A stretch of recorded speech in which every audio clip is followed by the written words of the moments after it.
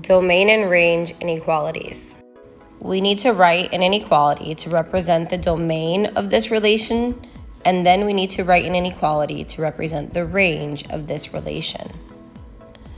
Well, the first thing I want to do is find some ordered pairs to help us identify the domain and range. Here we have some ordered pairs to help us.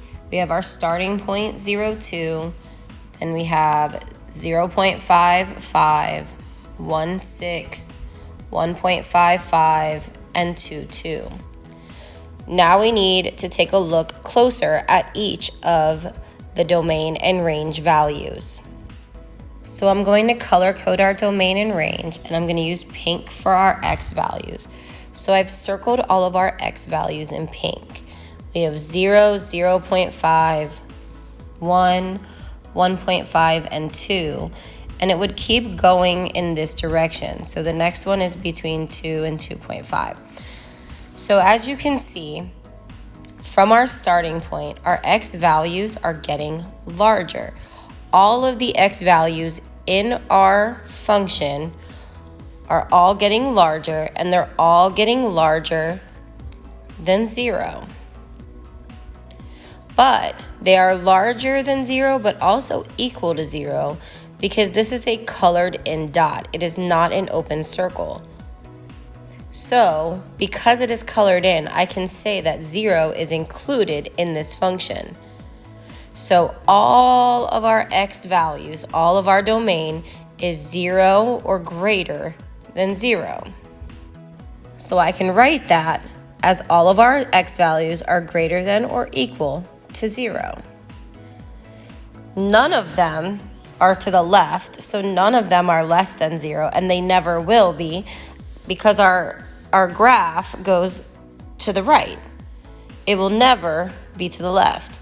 So this is our inequality for our domain, for this function.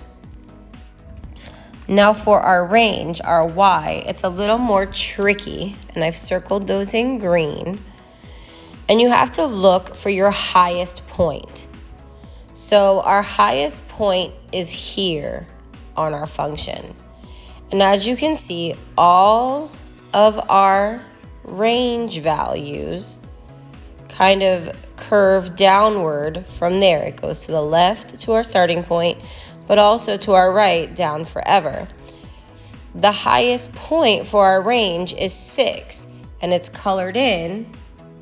It's on that function, so it can be 6, and it can be less than 6, all the way down into the negatives, but it can't be anything bigger than 6. 6 is the biggest number for our range. So I can say that all of our y values, all of our range values are less than or equal to 6 for this function, even in the ones that go off the graph, because as you can see, these numbers down here would still be less than 6.